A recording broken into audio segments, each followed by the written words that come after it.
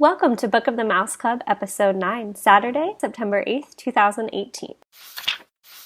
Morning, monsieur. Where are you off to? The bookshop. I just finished the most wonderful story about a beanstalk and an ogre and That's nice. Marie! The baguettes! Hurry up! I'm sorry, but how can one possibly pay attention to a book with no pictures in it? My dear child, there are a great many good books in this world without pictures. I almost bounced clear out of the book. Some bouncing, huh? Come home or make myself known. Jane Thaddeus Turtle, Esquire. Have you never met him? You will find his story in this delightful little book, The Wind and the Willows. I've come to return the book I borrowed. Finished already? Oh, I couldn't put it down. Have you got anything new?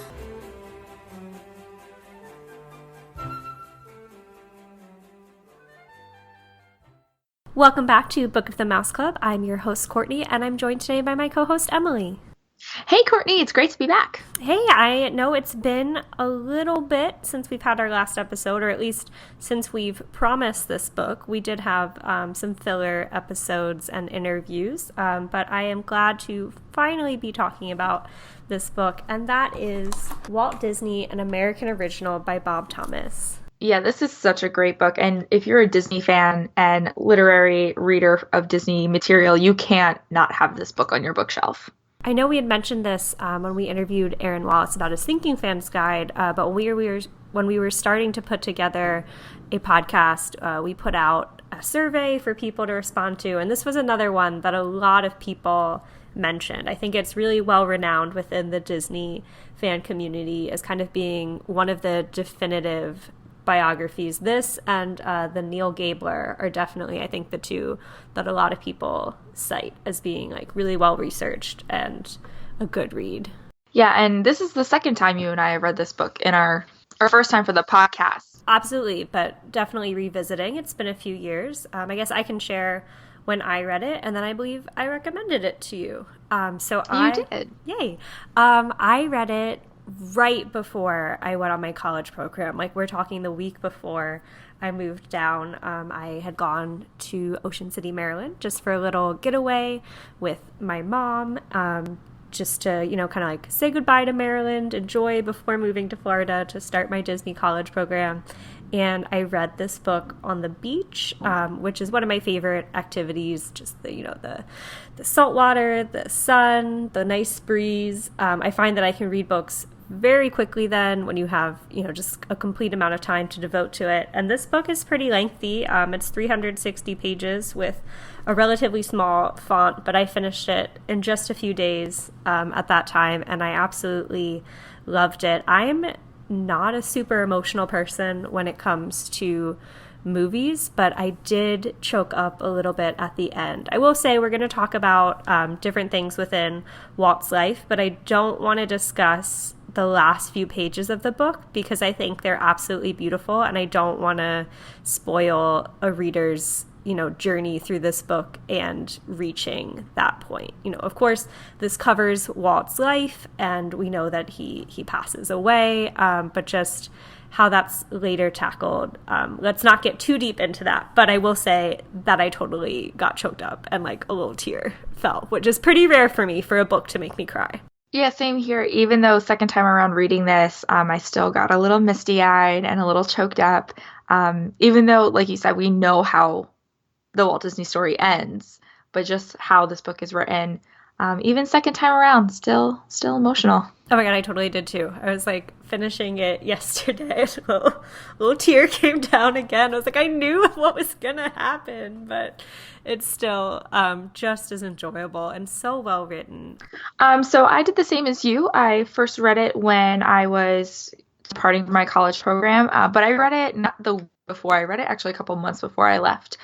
So I had found out in the end of January that I got my acceptance, and I was graduating college. So I was already prepping. I was like, I know I'm moving to Florida in 3 months, putting stuff together. And you had sent me all sorts of information. You were so excited that I was coming down. and you sent me books to read and your YouTube channel of things that you saved of like the creation of Disney World and Modern Marvels and Unwrapped episodes. So I was just like immersing myself into as much Disney as I could to pump up before going. So I read this, I want to say like March area, 2 or 3 months before I went down. And I just remember reading this. I was student teaching at the time. So I would come back after student teaching, get my work done. And it was a slow read because teaching and reading at this, when you're also grading papers and stuff, doesn't always go hand in hand. So I only had like maybe a chapter or two a day or every other day. So it was a slow read for me at the first time around, but still immensely enjoyable. Made me very excited to go down and work for the company. Yeah, it really, I would encourage anyone who's about to go on a college program to read this, just to kind of immerse yourself in the history of the Walt Disney Company and the men, because Roy is touched on too, behind it. Also, it's great for any Disney fan. But let's talk about this book itself. It's kind of like timeless in a way, though it was first published in 1976. So it was written by Bob Thomas, and Bob Thomas has written several biographies. It's something that he's known for, and a lot of them are about Walt Disney's contemporaries as well, or just people of that early Hollywood generation. He wrote one on Debbie Reynolds, Marlon Brando, Irving Thalberg, Joan Crawford. Yeah, I'm looking at his list. He has quite a few books, so I'm looking at a list of his nonfiction publications. He has at least 15 here. Wow.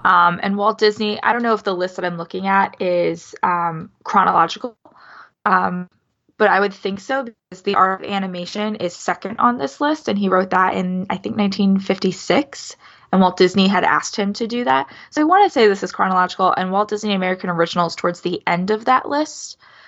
Which kind of makes sense. Bob Thomas was born in 1922.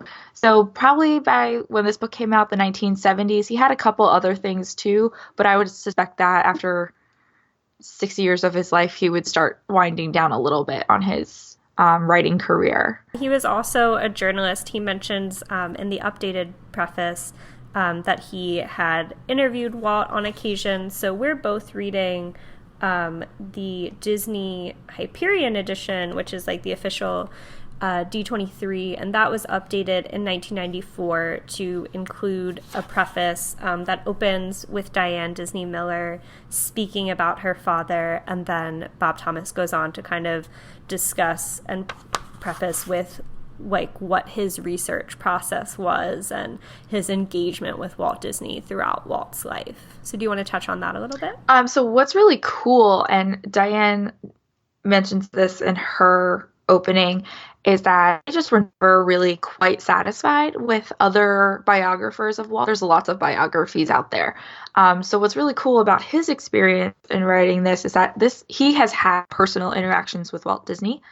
So he wrote The Art of Animation. Walt had asked him to create a book that kind of shows, that encapsulates what the Walt Disney Company is known for. And he wanted to publish that. And now we have a resort named after it. But then he also did a children's biography. And he has personal Walt Disney interviews with him, and Walt oversaw all of that publication as well because he wanted to be sure. He says this in his preface that Walt always made time because he wanted to be sure that the kids knew who he was and he was accessible, and this biography was as much of him personally as possible so people knew who he was, and he was a fan of the kids. So Bob Thomas has a lot of experience with working with Walt personally, so I think that gives him a lot of credit to describing his character and his work and Walt's work ethic. But then also the family giving him all this permission to go through the Walt Disney archives, to have access to family records, that every family member was open to him with no non-disclosure agreements. Like, he had a lot of access. That was really cool.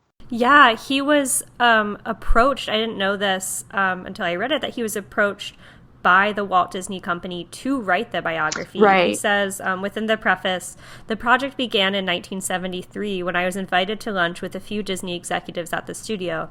Card Walker, president of the Walt Disney Company, represented the management, and Ron Miller, vice president of production and Walt's son-in-law, spoke for the family. We've had 2 writers try their hands at writing Walt's biography, and neither of them proved satisfactory, said Walker, a tall, persuasive man whom I first knew when he worked in the publicity department. We'd like you to undertake it. You have complete access to all the studio personnel and all the records. And it's like, no pressure.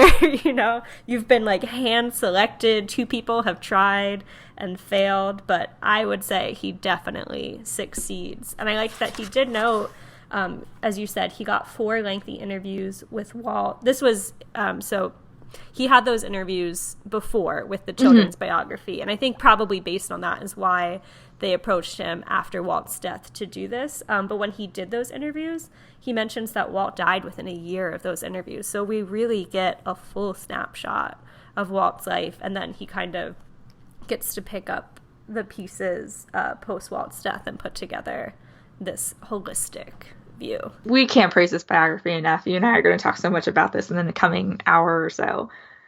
It's just so good. So good. Yeah, I like the way that it's broken down. So let's talk about that a little bit. There's multiple chapters, but there's 5 main sections that are broken down with a headline and then the years. So do you want to alternate and share a little bit about each one? Sure, that can work.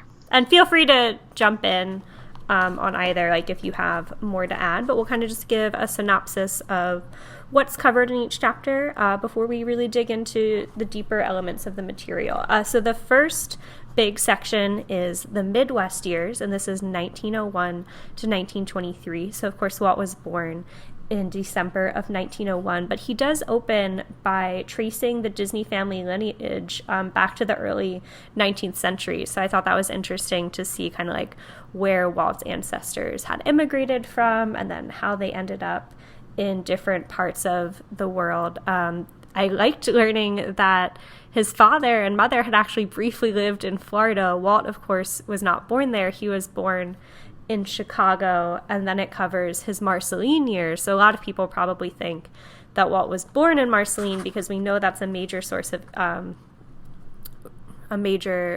of inspiration for him for Main Street and different elements throughout his career. But he was actually born in Chicago and moved to Marceline as a boy. So this covers a lot of his childhood and then leads up to him founding the Disney Brothers Studios and Laugh-O-Gram Films with his brother Roy and other animators. Yeah, also in the Western years, you get him going to France and that experience as well. So lots of all the early things that really bring him together as the cartoon maker, which is part 2. The cartoon maker from 1923 to 1934. So in this section, you see him Laugh-O-Gram Films, meet iWorks, create the Walt Disney Brothers Company, turns more into the more modern Walt Disney Company that we know of. We see Mickey Mouse being made and other characters. A lot of the trials and tribulations that go into creating his cartoon theme. This is also where we see the Alice comedies come into play as the beginnings of Silly Symphonies. It's one of the shorter sections, I think, of the 5. And part 2 ends with the birth of his first daughter, Diane, in 1933, also a December baby. And section 3, Toward a New Art, picks up from 1934 to 1945. So this is where we get more of a glimpse of Walt as a director and managing the studio. He's stepping away from being the hands-on animator to really, envisioning all of these stories for the company. Of course, in this time is the premiere of Snow White and the Seven Dwarfs, the first feature-length animated film, so discussing a bit of, how it was called Walt's Folly, but he proved people wrong. It's the inception of that story, the critical reception. Here it also covers the studio strike and the El Grupo trip to South America, which resulted in Saludos Amigos and The Three Caballeros, 2 package films of the 40s, and also the wartime occupation of the studio and Fantasia. Yep, so moving through that early era, and then Stretching the Horizon, section 1945-1961. That is the longest section of the book, but in these years is where we see Bob spends time talking about Cinderella, the 1950s, and that resurgence and bringing money back into the Walt Disney Company. And because of that, now we also get to talk about Disneyland, television, the Mickey Mouse Club, and all of these different big projects that created the more modern Disney leading up into Walt Disney World in the 1970s. So all those beginning projects, things that we're a lot familiar with today that we can still see a lot of remnants of. Yeah, I'd say this is probably the most recognizable part of Walt's career, because it's just so many of like those golden age animation films, of course the opening of Disneyland, but also as Walt starts to shift into live action features. So Disneyland opens and we get to the final section, and this is called The Distant Reach, and it covers a shorter period of time, 1961 to 1966, which of course is the year that Walt Disney died. And it was interesting, this chapter opens kind of with Walt's awareness of his own immortality, and that's definitely a theme throughout the section, kind of like Walt being aware of his declining health and what's going to be his final legacy on the world. It shares more of his latter family life with his grown daughters, his grandchildren, and a kind of shift for Walt's interest in like technology and new processes,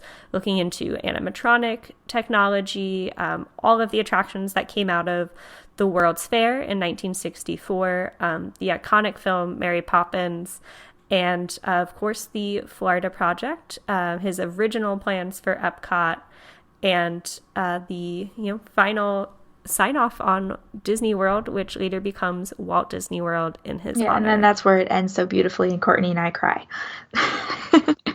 Yep, pretty much. So I think it does a great job of being very thorough going into his life. It has very straightforward tone. It feels factual to me. It can be a little dry at times, but not so much in a bad way. I feel like I'd rather have this objective view than anything too I agree, sensationalized. but even though there are maybe points where it's dry, the style is very casual. It's an easy read. So even though it's dense, it's not complicated. There's a lot of dialogue in here as well, and he integrates throughout the book notes and letters and pieces of interviews. So you hear a lot of Walt's voice. I think having that benefit of him interacting with Walt himself and having all those resources open to him lent to such a good biography, because you hear Walt's voice throughout this biography, even though at the time of this writing, Walt had passed away. So it reads very well.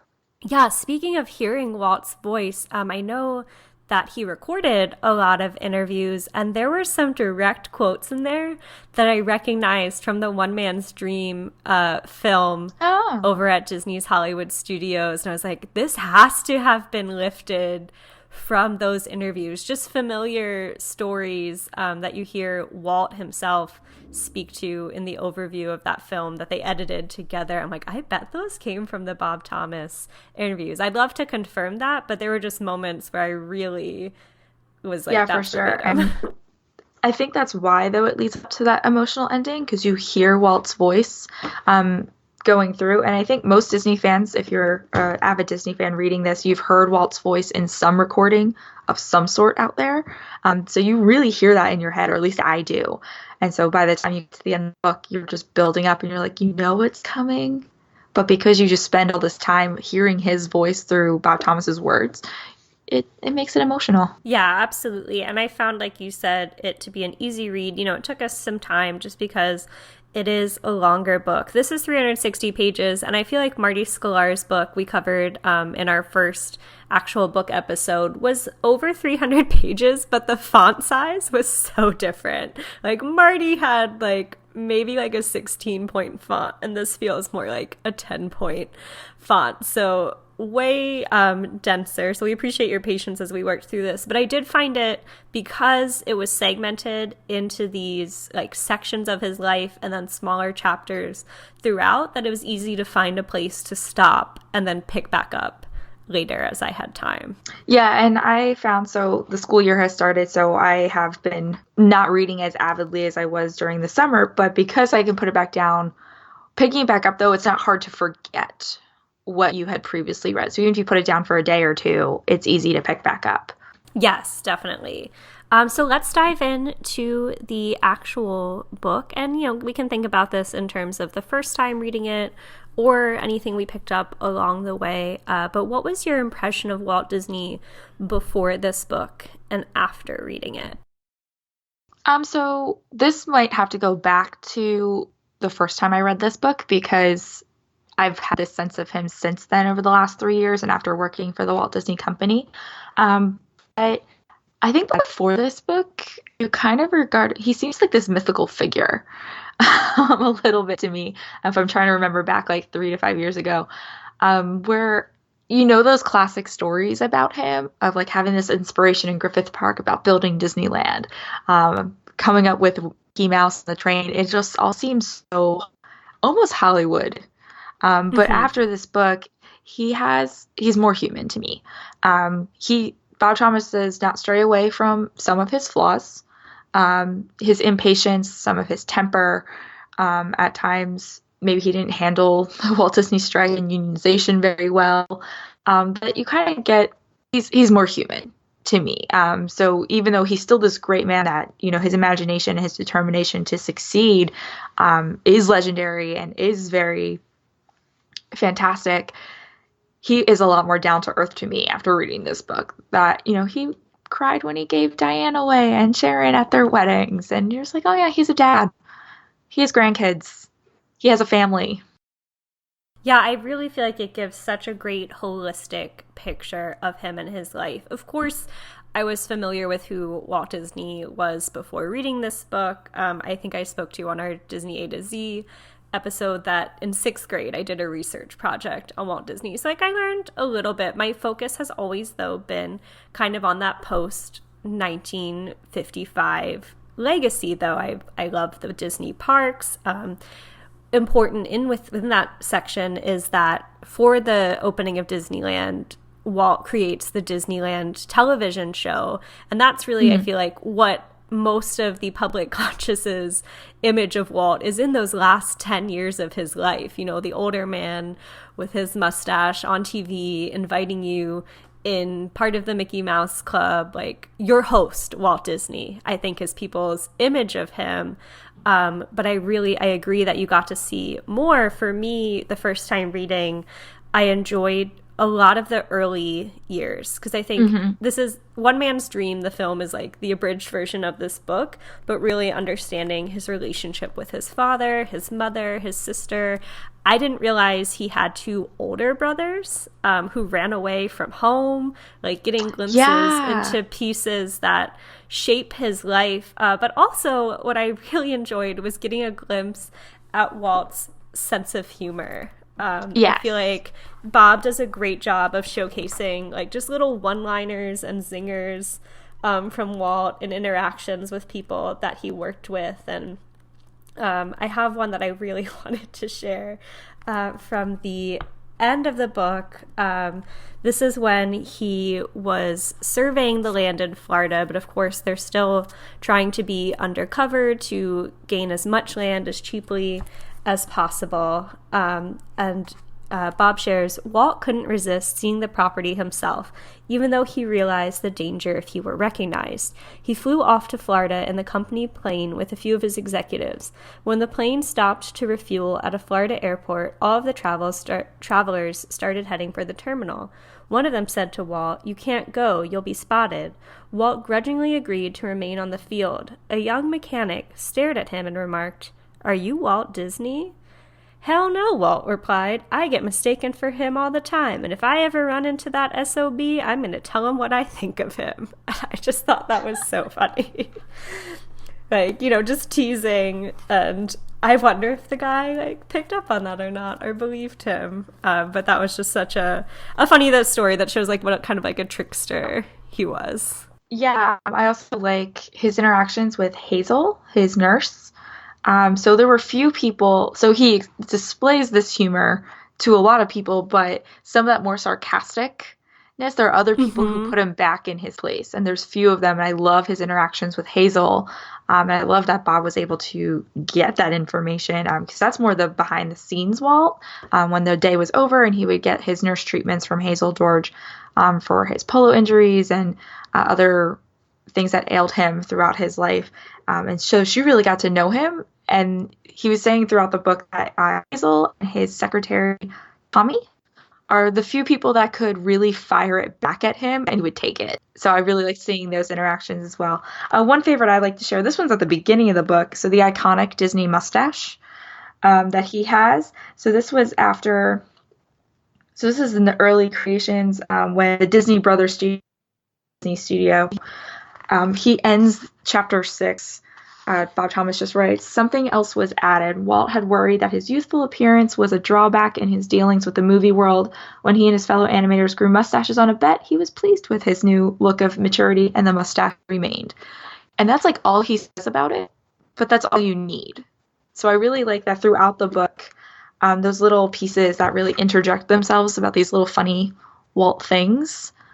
There was one, I think it was with Bambi or Pinocchio, I forget which one, where an animator came in to like discuss a scene sequence, and Walt is sprawled out on the floor, and he took apart an animator's desk and an animator's chair to try to figure out how to make it better so that the animators could work more efficiently when they moved to the new studio out of Hyperion. And so he just remarks very briefly about Walt talking about this chair, but then goes back into talking about Bambi while Walt's like sprawled out on the floor with all these parts. So it's just like those little pieces that Bob throws in, you really get to know Walt that way with the humor, talking about, the mustache or other little things like that, that it doesn't take away from the story, but it's only like one little paragraph gets thrown in, but you just learn and get to know Walt so much better. Little glimpses for sure. Yeah, I think those were my favorite parts in the book. Would not so much be talking about the filmmaking process itself or the hardships they went through, but those little snippets that come in every couple paragraphs of Walt just being Walt. So moving forward, how would you describe Walt? So now that you've thought about what you have thought of him, if you were to describe Walt Disney to a person after reading this book. I actually had this discussion, I think, with my boyfriend the first time I read it, and he had a friend who had read it, and I believe his friend said Walt was a gambler, but I don't mean that in the traditional sense of the word. And I thought about it, and I agree. When we say a gambler, this isn't someone who spent all his money at casinos in Las Vegas, but he was a gambler in the sense that he liked to take risks and continually pursue new things. Of course, Walt Disney lived comfortably and had money, but this book really reveals just how much debt the studio was in terms of constantly doing new projects. They need to borrow $4 million to make Snow White. Snow White makes a bunch of money, and then they're pouring that money back into Pinocchio, and each new thing chasing after it. All right, now he's pouring money into live action films. Then he's taking a risk on an amusement park when those were seen as shoddy experiences, and really putting in the money to make it a clean and innovative place. And then at the end, dreaming up his own view of kind of a utopian city.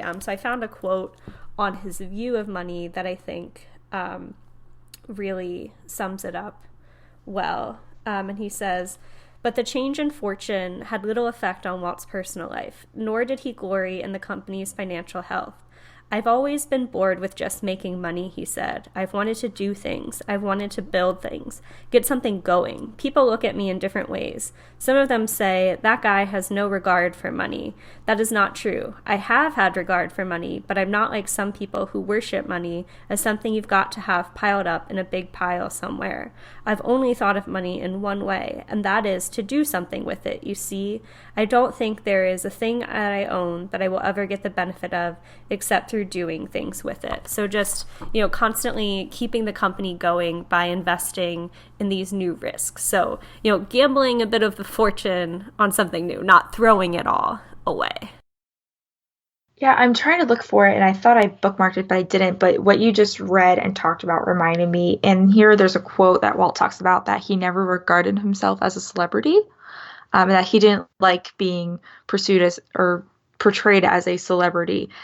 And throughout the book you read, he's very reluctant to do interviews. He's very concentrated on his work. He wanted to be in the studio with his workers, with his animators, his engineers, his staff, developing those new ideas. He didn't like being out on public display and show very much. He just wanted people to enjoy the work that he and his company were doing. But I thought that was interesting also because with the celebrity quote that he didn't like being portrayed as celebrity and whatever, I just thought that was a very interesting shift. If we go 50, 60 years later with Bob Iger, and then we see in the Disney parks that we're using celebrities a lot to help promote. I thought it was just an interesting juxtaposition of Walt's ideas about celebrities and then how the company has used them since then. Yeah, well, I think he did recognize the need for a figurehead by, navigating over to television. And like I said, that's when he becomes your host, Walt Disney. But definitely before then, he's just concentrated on doing the best he can with that studio and not living like the glamorous life of something like Louis B. Mayer of Metro Goldwyn Mayer. So there were a lot of juxtapositions to other studio figureheads at the time. My description of Walt would be that he's truly a leader. He never liked following what other people were doing. So not a leader in the sense of, he had to be the best, a leader in the sense that he didn't want to repeat himself. He constantly says, you can't beat pigs with pigs or top pigs with pigs. I might be misquoting that. That he never wanted to repeat. He wanted to try something new, and it didn't matter to him that other studios at the time were turning down Technicolor or sound and saying that. He said no. He saw more into the future, and he with those risks. So he's a gambler, but he's a leading gambler. He wanted to keep moving. Your favorite quote: "Keep moving forward." Yes, of course. But he wasn't afraid to do that, and he was able to get people on board with him. So even if others were apprehensive, you put him in a room with his bankers, you put him in a room with his animators and all those and engineers who would just be like, I don't know if this can be done. And he was like, yes, it can. So he was very inspirational to the people around him. And we see that Disney talent. Bob remarks on a couple of different Disney talents, but that Disney talent of recognizing talent in others. Yeah. And you see that hallmark, a true leader. He recognized he wasn't a good animator. He could draw, he had some talent, but personally, he was not the best. Other people could do it better, so he uplifted others around him. And that's a true hallmark of a leader to me, someone who can use other people. They don't have to be doing everything themselves.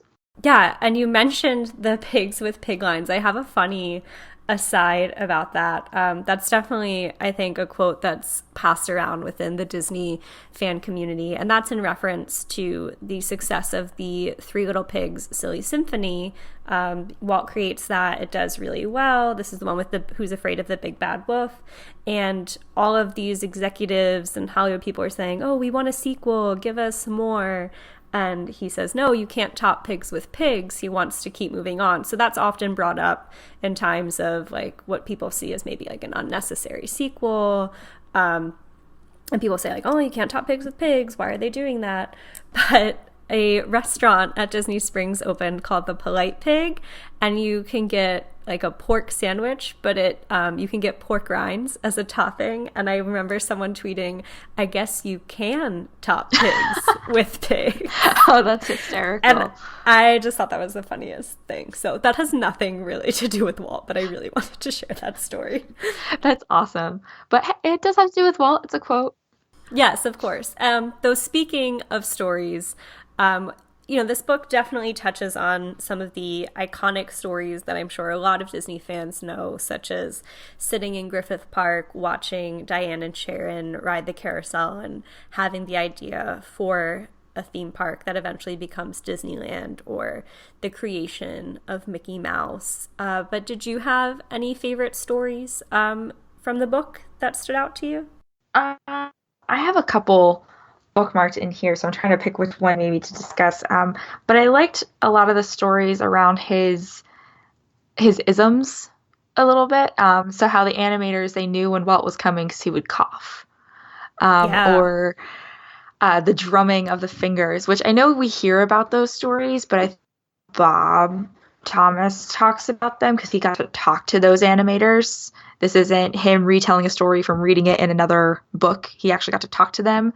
So those reactions and having the firsthand accounts from other animators of how they would feel when they would hear Walt start drumming his fingers, or hear him cough down the hallway, I thought were really fun. I had two bookmarked within the Toward a New Art section because I feel like that's where we got a lot of like his early time at the studio that I didn't know as much about. That's where I have the most bookmarked as well. The first is about an interaction with a younger animator, so I'll read that now. And then I have one shortly after about his daughter. So while Walt was sometimes stern with his employees, he could also be compassionate, usually in a subtle way. During preparations for Victory Through Air Power, young Ken Anderson was demonstrating a storyboard about aerial tactics to Walt Disney, Alexander de Seversky, and a group of visiting admirals. When Walt took out a cigarette, Anderson produced a brand new lighter and sparked the flint. The lighter exploded in a blue flame, singeing Walt's mustache white and blistering his nose. "What the hell are you trying to do? Burn me up?" he exclaimed, rushing out of the room.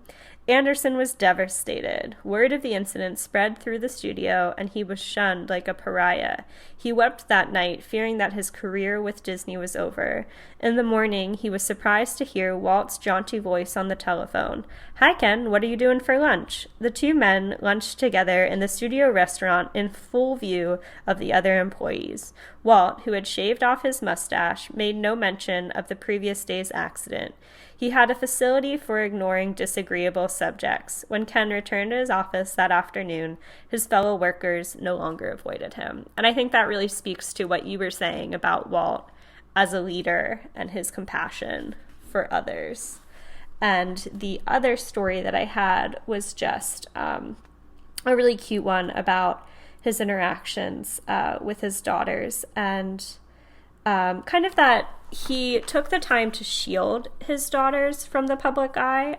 So this describes, during the 30s and 40s, the memory of the Lindenberg kidnapping haunted many famous parents, and Walt took steps to protect his daughters. He allowed no photographs of Diane and Sharon to be published, and he took them to no public events where photographers might be present.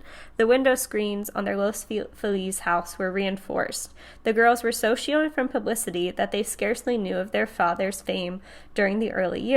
Diane was 6 when a school friend asked her, "Is your father really Walt Disney?" That night, as he was reading the newspaper in his favorite chair and ottoman, she said to him with a degree of resentment, "You never told me you were Walt Disney." That's so funny.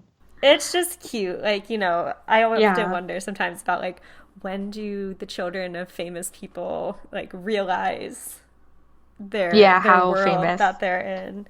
And that's just a cute little one. I found two more. I finally found my bookmarks that I wanted to. I have so many tabs on here.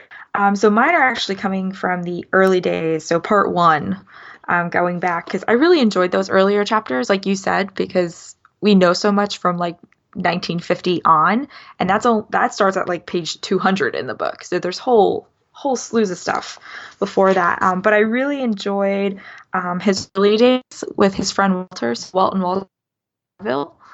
So he and his friend would perform in vaudeville stages, acting out their own skits. And one night his parents took his sister Ruth, and he didn't know his parents were there, and his parents were shocked to see him on stage and didn't know that their son had been performing in vaudeville. He'd been sneaking out of the house at night, out the window, to go hang out with his friends and go to the.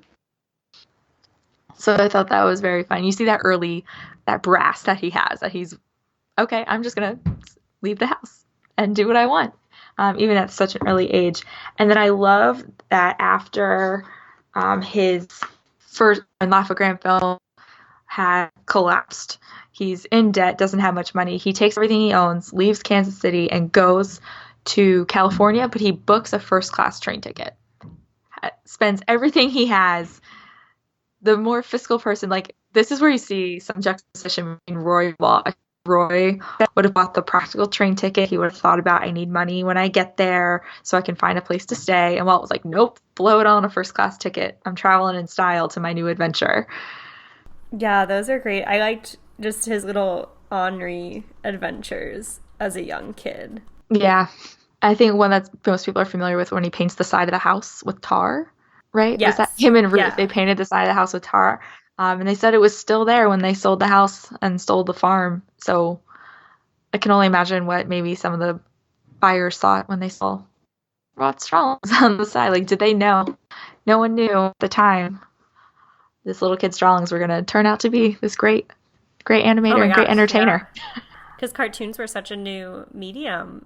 Like, as he was a kid, he's just drawing as a kid, and then he kind of comes up right as animation begins. Because, of course, Walt was not the first person to do animation. There were other people making shorts at the time, but he really kind of invested in the importance of story and taking it into all new heights. So he'd be the first to, they credit him as being the first to make it a medium entertainment. That's not just what he talks about this a lot. So during the strike, or right before it happened, when he sits down and he has like that big meeting with everybody, and he like tries to give this like big pep talk of how the companies, what they have done is create a medium for animation and drawing that's not just the filler of the program.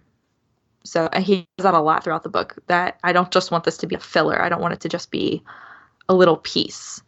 He wanted the feature length. He wanted the big crowds.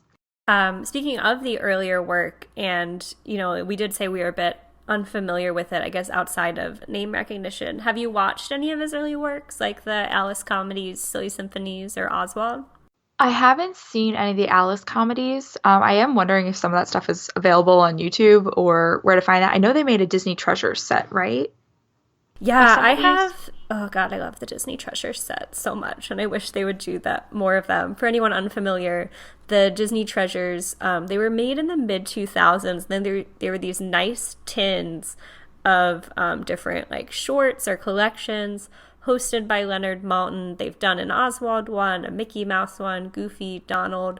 We're more interested, as I've said, in the theme park side. So my boyfriend and I own Your Host, Walt Disney, which has a few of the Disneyland episodes, Disneyland Secret Stories and Magic, which has a few documentaries on Disneyland, and the Disneyland Story, very similar. It's Disneyland USA, which has different Disneyland TV specials as well. I would like to get my hands on maybe like the Silly Symphonies or the early Mickey Mouse cartoons. I have watched an Oswald cartoon on the Snow White, the most recent Blu-ray release, the new Walt Disney Signature collection. They interestingly had an Oswald short in the bonus features, so that was cool to see. And one or two Oswald, maybe. I can't remember distinctively which ones. It was a while ago. I have seen some Silly Symphonies.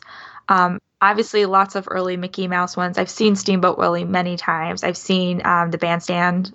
I might be getting all of these titles wrong, but where Mickey's the conductor of the Barnyard Band. I think it's the band concert. Yeah, band concert, Playing Crazy. So I've seen a lot of Mickey Mouse shorts. Those were a staple in my house. I forget how we used to watch them. I thought we had like VHS tapes of just different compilations of cartoons. Or maybe they were on TV sometimes, like in between big features.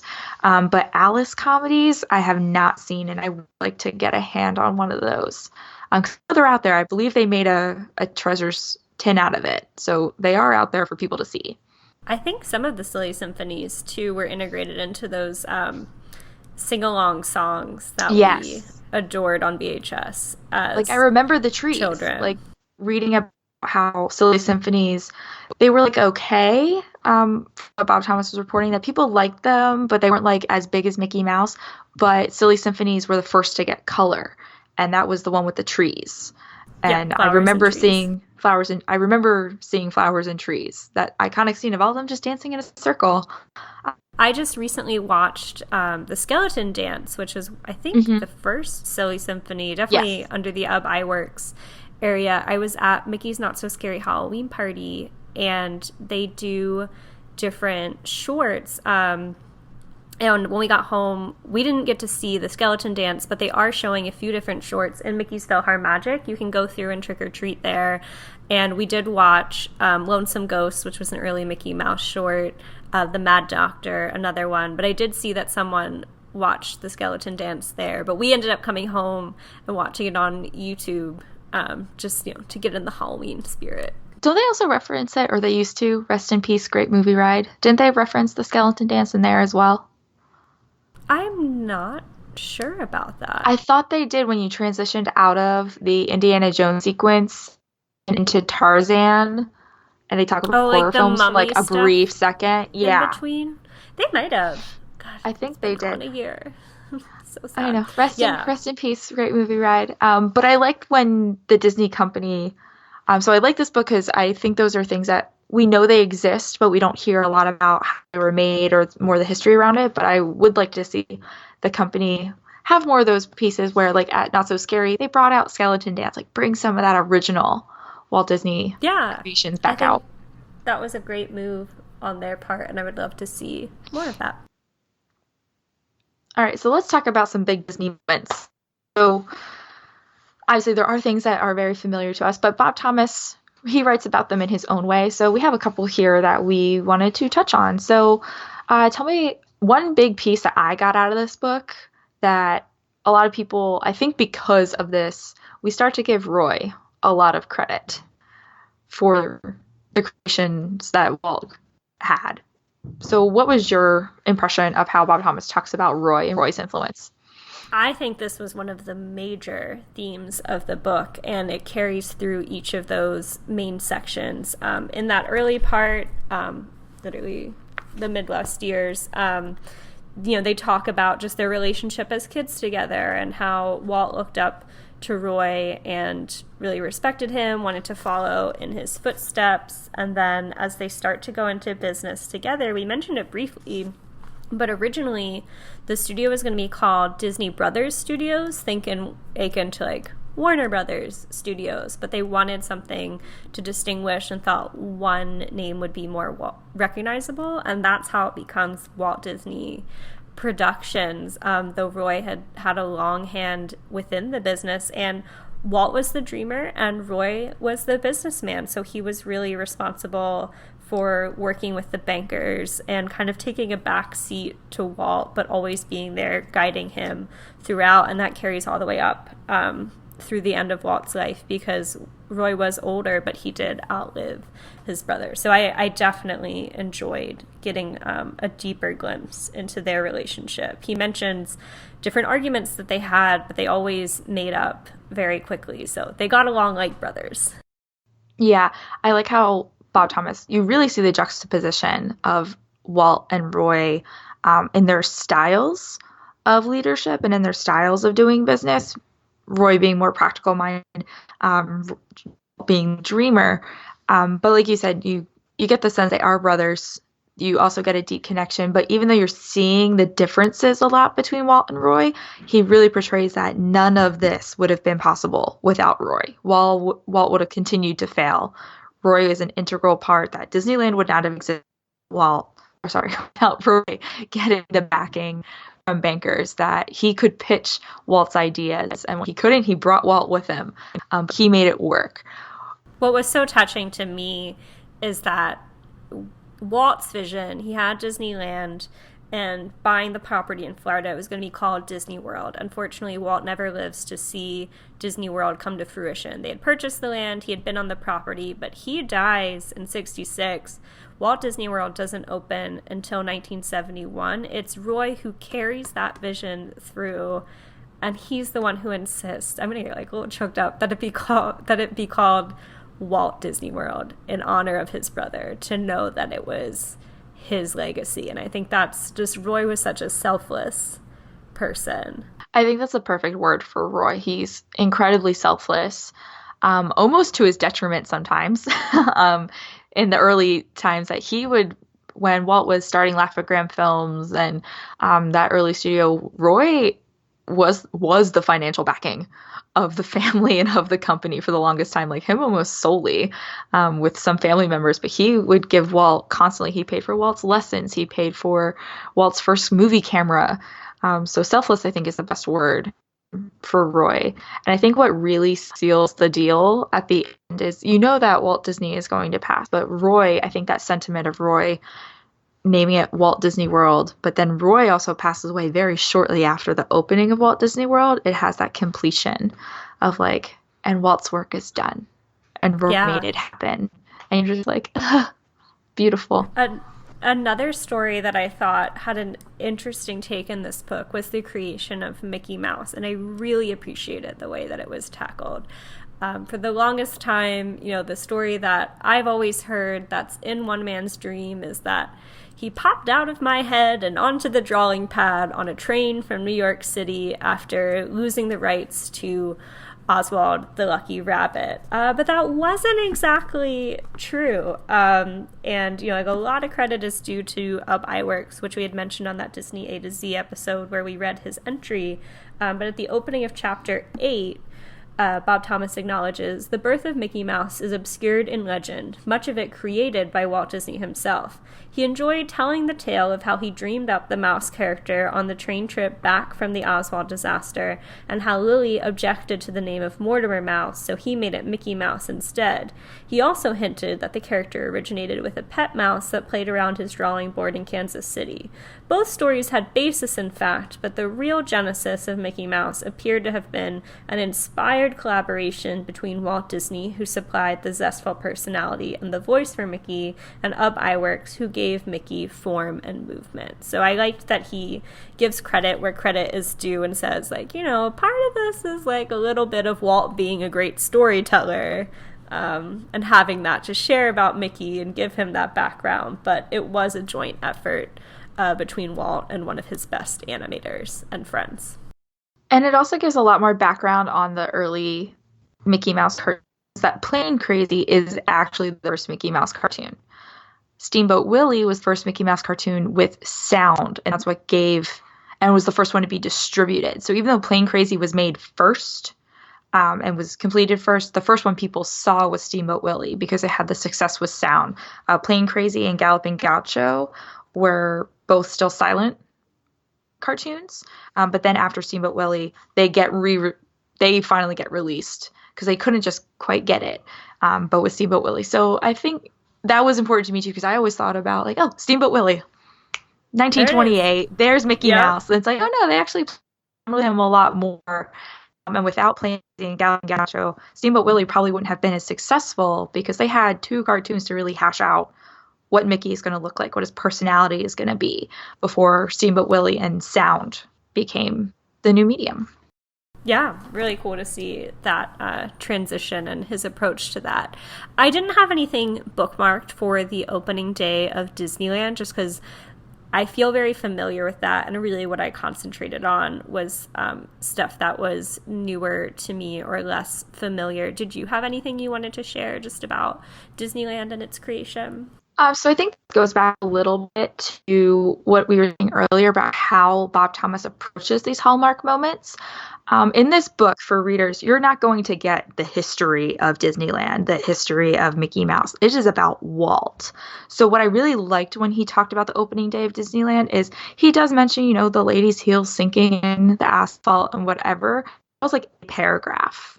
He spends most of his time talking about what Walt was going through, the stress he was under, but also how excited he was in creating these things and taking. I love the story of the little boy who had cancer, and his family wrote to Walt and they said his last wishes were he wanted to meet this comedian but also ride your train. So he takes this little boy on a train ride around the incomplete Disneyland. So it concentrates more on that. And I like that part about leading up to opening day, that it wasn't the typical stories that we've read over and over again. And I think about Bob Thomas Black knew Sunday. Yeah, about Black Sunday. I think Bob Thomas knew that. I mean, granted, he only wrote this in the 70s, so he had that 15-year hindsight of like, people know this already. But I like that he didn't take a lot of time to talk about. He knows this book is about Walt. It's not about Disneyland itself. So I liked that.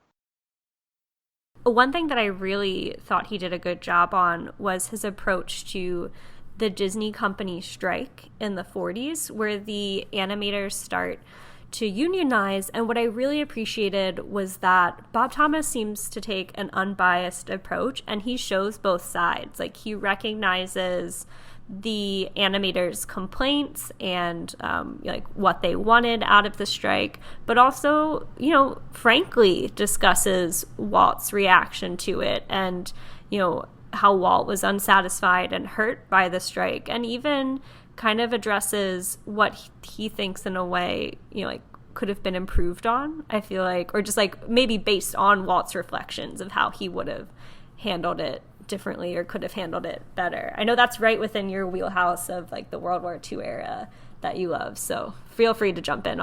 That was one of my favorite sections. And at the end, it's kind of sad a little bit how he writes that, after the strike, the Walt Disney Company that Walt took pride in would never be the same again, that you kind of lost a little bit of that Walt running around and getting to know everybody, which was kind of sad. But I think the strike is really showing how there are some consequences sometimes to success, that his company grew so large, had so many people that in a way Walt expressed, and he tried to say that in that long speech that he gave to his workers, that we're so big now that I can't get to know everybody, and I wish I could, and I'm doing the best I can. And at the same time, I think Walt, I forget if it's in this book or if I'm remembering something I watched in that American Experience documentary, where Walt, being such a proponent of the creative process, and he didn't want anything to come in the way of the creative process, that I think sometimes he forgot about some things that workers needed. Like, I don't want to work 20 hours a day. Well, I would like to go home. I would like to make sure a lot of their features did lose money, and workers did not get paid sometimes, which Walt was willing to take that hit for his craft. But I think Bob did like you said, that balance of Walt was really passionate about what they were doing, and he had no intentions of being bad to his workers. And I don't think in any way he was, but some of his passion and success sometimes blinded him to some of the wants and needs of a lot of workers on the lot. But his success becoming such a big studio, I think it was going to be natural that it was going to unionize at some point. I think it said in the book that they already had. The cartoonists were the ones that hit him hard when they unionized. So I think it said early in the chapter that he had already signed agreements for like janitorial staff and the painters and administrative workers like secretaries and things like that already booked into agreements. And I think Walt, in the early part of that chapter, is portrayed, he's not anti-union. He's not. And Walt talks about, I think in a press release, how a lot of his words and that strike, who was the leader? He mostly had issues with the leader. He was, hey, if the boys want to come talk to me, you take a vote and you tell me what they want, I'm willing to do it. But then they never took a vote. They just went on strike. That is what angered him. And I think the cartoonists going on strike and the cartoonists unionizing, the people he thought had the same creative drive and passion for the medium as he did, that were willing to risk everything, when he learned that they weren't necessarily willing to risk everything, that hurt him a little bit. Yeah. But he did have like a really good way of detailing that. I think that was really, when I read it the first time, like the first time I learned about the strike, because I've said I'm more familiar with Walt's later years, and he does a good job of going in depth on that. Yeah, and I think you also see Walt's leadership qualities come back, like we've talked about, or with the story you shared of him having lunch the next day and not bringing up the qualms of the past. After the strike, I think it said there's only really one person, one striker. They don't name him by name. They just say one striker Walt really did not get back on good footing with. But the others, bygones were bygones. They had a product to make. People were back on the creative process, and Walt was fine. They were able to keep moving forward. Exactly. I agree that it was handled well, that I don't feel like Bob was hiding anything. And because we know that the Disney family approached him to write this, I feel like the Disney family then was open, like, yes, this is what happened and this is how Walt Disney dealt with it, and what his thoughts on it were. So I liked how objective it was. I thought it felt fair. It's the same as you. Any takes on his approach to Walt's vision of Epcot? It makes you want to be there. It's like, other than just watching the Epcot special, like those things are on YouTube. We can watch Walt Disney talk about Epcot, but when you read how Bob Thomas writes about it, you want to be in that room and you want to hear Walt, like the first time he like thought about this. You want to be there. What I really liked that Bob did, because remember, this book was written in the 70s, Epcot, in Walt's mind, was going to be a city of the future where people lived, an experimental prototype community of tomorrow that would showcase innovations and, be really well designed and thoughtful in its approach to how people live and work in an urban center. Of course, in 1982, Epcot, the theme park, opens, and that has some qualities of Walt's vision, but really, the company recognized they couldn't do this utopian type city, but still wanted to honor Walt, as Marty discusses is in his book. But Bob Thomas, writing this in the 70s, doesn't have that foresight, doesn't know that Epcot's ever going to come to fruition in some way. And I liked the way that he kind of touched on Walt's legacy. And this is right towards the end of the book. He says, "And yet the foundations of Epcot, Walt's vision of the city of tomorrow, could be seen in Disneyland and Walt Disney World." And then I'm going to skip ahead, and he says, "Walt Disney World carried the Epcot vision one step forward. The monorail risks visitors noiselessly from parking lots to the theme park and right into the lobby of the contemporary resort hotel. Utilities and service facilities are in underground corridors, so there is never a need for the street excavation that plagues modern cities. Garbage and trash disappear into pneumatic tubes and are speeded a mile a minute to a compacting plant. The waste is burned in incinerators, so filtered and water scrubbed that only steam escapes from the smokestack. A plant removes nearly all the suspended solids from sewage, chlorinates the water, and pours it into the swamps. A 100-acre living farm uses part of the water for a laboratory and for the growth of trees and plants. The many other innovations that have brought planners and conservationists to Walt Disney World to study ways to make cities more livable." So I thought that, he didn't get to see Epcot come to fruition at the time of writing this book, but he's able to recognize how that legacy was carried forward when Walt Disney World originally opened. And I thought that was a really unique take on Epcot. I agree. I know Epcot is your wheelhouse. You love Epcot. I do love me some Epcot. So I was interested to hear what you thought. But yeah, overall, I think just how Bob Thomas approaches many things, because Walt Disney is so well known. Epcot, Disney World, or Disneyland are also so well known. I like those unique approaches that he has. So to our listeners, we are going to end our storytelling with Epcot, because what you do experience at the end of the book, Courtney and I agree, it's the most powerful part of this as you go through that journey of learning who Walt is to the end. So we're going to conclude this way. So as we've each read this book twice, but Courtney, this second time around, has anything new with you? Yeah, so I had read it, but it had been enough time. It's been 4 years that, this book still felt very fresh to me. Some things felt familiar as I revisited, like, oh yeah, I remember that story. But I did find, now having spent 4 more years working for the Walt Disney Company and learning more about things, that I took a different interest in some things this time around. Just some small things. There's a podcast that you and I both like called Disorder, where they're going through every Disney film in order. And there's a recurring joke on there about the animator Wilfred Jackson, who allegedly served as the model for Chernabog.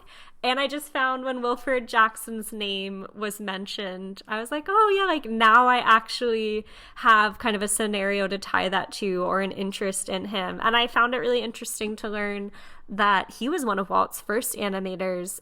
There was a point where Walt's animators at his original Laugh-O-Gram studio had been hired away. And I think Bob Thomas says something to the equivalent of like, Wilfred showed up on a Wednesday and on Friday, like they packed up all their stuff. And he's like, oh, that's weird that people like take everything home for the weekend.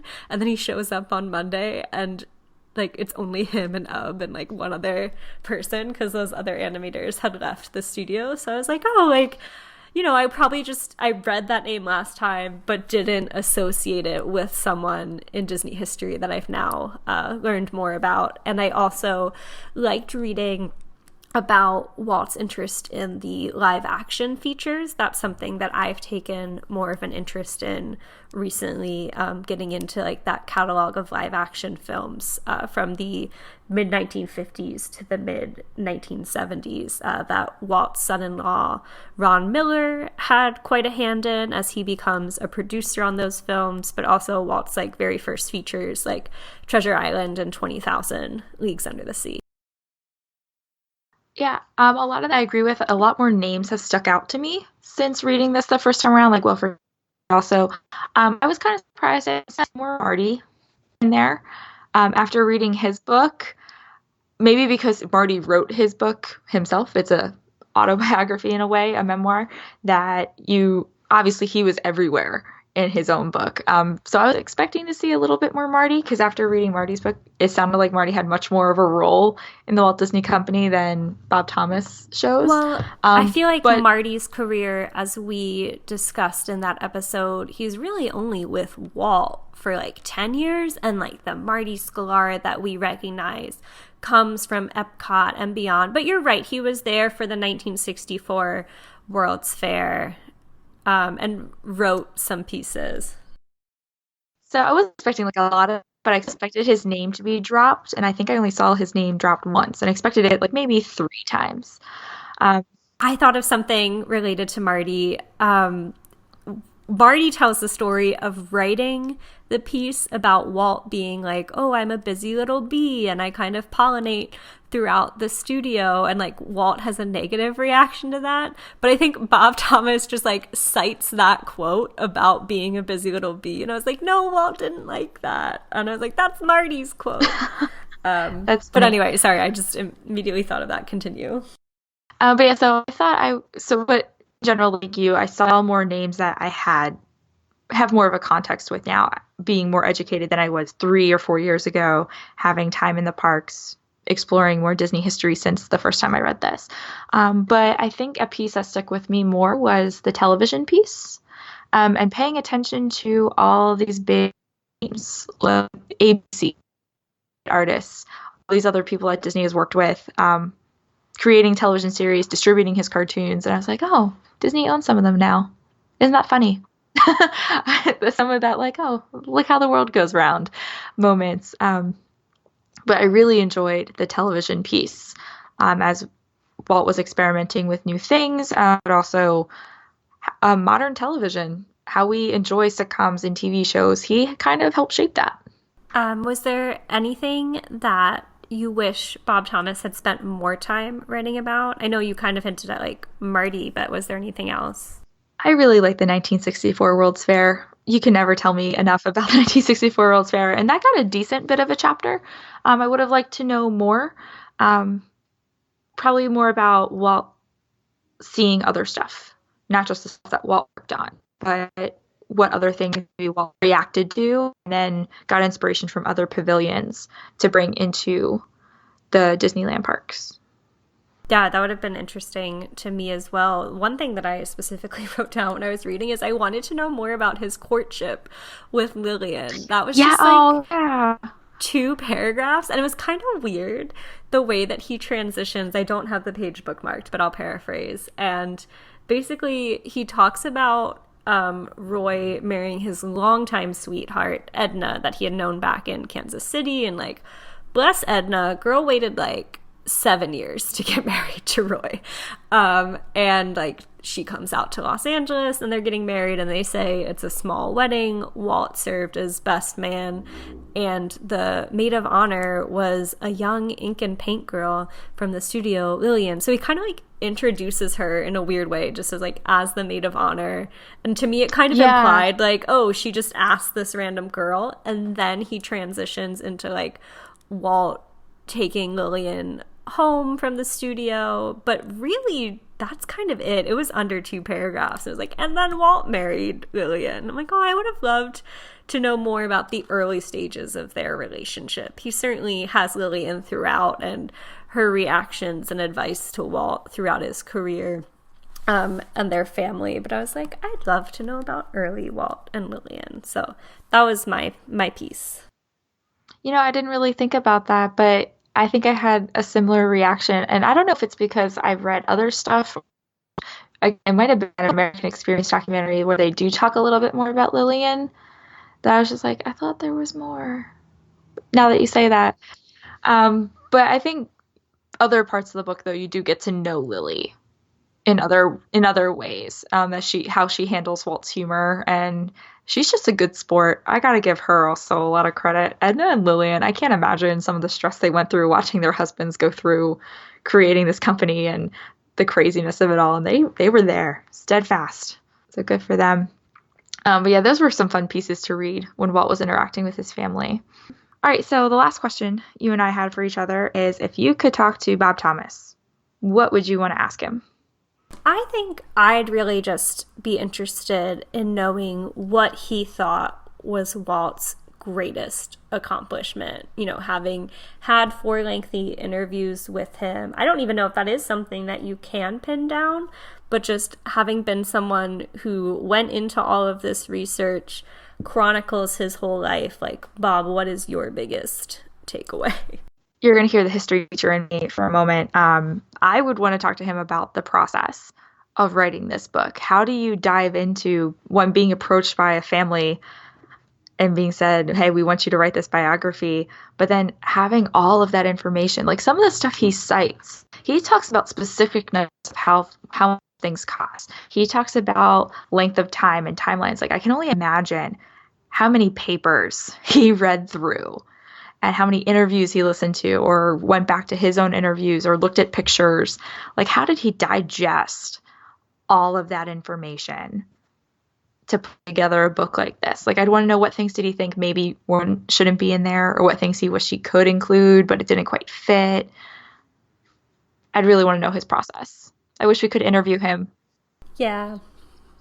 Unfortunately, he did pass away in 2014. Not that long ago, but won't get a chance to do that, but it's fun to think about. I'm kind of curious to read another one of his biographies. Yeah, I would absolutely consider. But yeah, I'm curious more about his writing style and how, since we have so much reverence for this book, how his other works match up. But he did a wonderful job on this book, so thank you for bringing this to Disney fans. If you can hear us somewhere beyond. I feel like Madame Leota. But let's point our listeners just to some other resources. Certainly, please read this book. It's so good. We can't recommend it enough. But if you enjoyed this one, here are other few things that we'd recommend, more within Walt's life and great resources. I know sometimes I recommend different YouTube documentaries or other books. I'm going a little unconventional this time and maybe not as accessible, but if you have the chance to go to Disneyland or Walt Disney World, there are some wonderful tours that really touch on Walt's life and his influence on the parks. I've done 3 of these. They're, of course, subject to change, availability, all of that. But at the time of recording, these 3 are all available. At Disneyland, there's the Walk in Walt's Footsteps tour. And that one, you go through Disneyland Park, and it does chronicle a lot of Walt's life. And, of course, Disneyland has the distinction of being the park that Walt experienced and truly did walk through.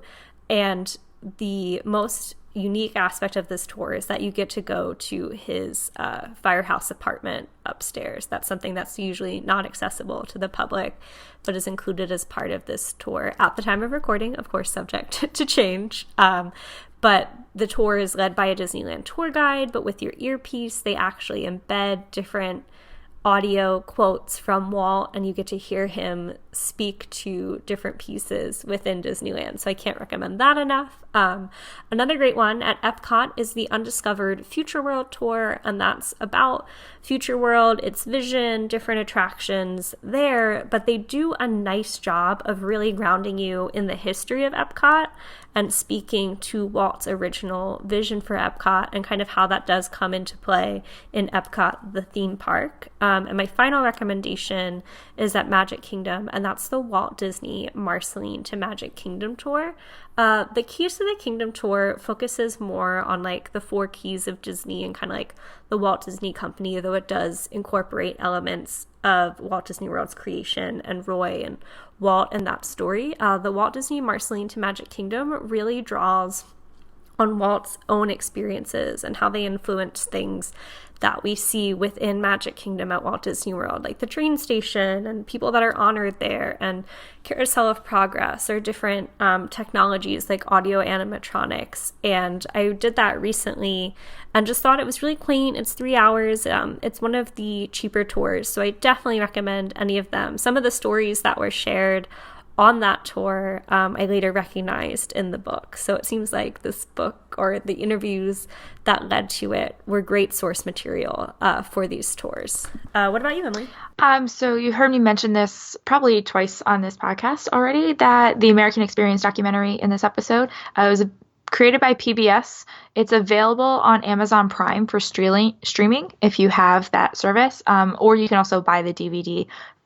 But I think that's a great visual representation of Walt Disney's life. It goes into a lot more depth than One Man's Dream film did, and it echoes a lot of the same things we talked about Bob Thomas's book, with the fairness of some of the trials and tribulations, but also some of those really fun stories, and it has a lot of photos. So if you really want to see Walt Disney photographs or in film reels, I really highly recommend that documentary. You've watched this one as well. I have. I own it as well. It is 4 hours. It is in 2 parts. So it's so in depth that I completely agree. There are a lot of parallels between this book and that documentary. So another great resource. Go pick up this biography. This one you will find in your library. It's a very well-known book. I know some of the other books that we tend to talk about kind of just have like a niche that not every library carries them, but I am about 100% sure that you will be able to find Bob Thomas's biography in your library. Yep, and it is still in print and available on, if you want to buy it, places like Amazon, Barnes & Noble, and sometimes it even pops up at the Disney gift shops. So enjoy. Next time, we will be talking to another author in our author interview series. And in honor of the Epcot International Food and Wine Festival, we will be reading Tasting the Magic from A to Z, The Best Food and Beverages at Walt Disney World by Trisha Dabb. And we'll have a chance to speak to Trisha and discuss the book. So here's the description from Amazon if you're looking to read along with us within the next week. Mickey gets the munchies, and when he does, he goes for a taste of the magic. So can you. Disney food guru Trisha Dabb samples the best delicacies at Walt Disney World and serves them up in an almost edible A to Z encyclopedia of yum. You probably spend more time at Disney World eating food than you do riding rides or seeing shows. Whether edible or potable, the goodies are everywhere, from fancy sit-down meals to iconic snacks like Dole Whip and turkey legs. It helps to know exactly what you're putting into your mouth. Trisha is your taster. No matter your culinary adventure, Victoria Albert's for dinner or a churro in the afternoon, she has the food facts and alimentary advice to put the delectable back into your next Disney vacation. Packed with original illustrations, Tasting the Magic is the only menu you'll need to eat and drink your way through Walt Disney World. So yum! Looking forward to that. All right, guys. So until next time, you can follow us on social media at Book of the Mouse on both Twitter and Instagram, but also please drop us a line at bookofthemouseclub@gmail.com if you have any suggestions, questions, or things you want us to talk about, go back to on this book. Please drop us a review on iTunes or Google Play, wherever you get this podcast, so that other listeners can find us as well. You can find Emily Instagram and Twitter at Emily_McD. And Courtney, where can we find you? Sure. You can find me on Instagram at Great Guthsby and on Twitter at Courtney_Guth. So we hope to enjoy interacting with you in the future. I'm going to take us out today with a quote from this Bob Thomas book, though it's attributed to someone else. This is towards that latter portion of the book. And this is, Walt has passed away, and an anchor from CBS Evening News is eulogizing Walt on the air. And I feel like this closing quote really just sums up the heart of this book and the spirit of Walt Disney. He says on air, "It would take more time than anybody has around the daily news shops to think of the right thing to say about Walt Disney. He was an original, not just an American original, but an original, period. He was a happy accident, one of the happiest this century has experienced. And judging by the way it's been behaving, in spite of all Disney tried to tell it about laughter, love, children, puppies, and sunrises, the century hardly deserved him." Thank you all, and we'll see you next time. Bye, guys. Thanks for joining us.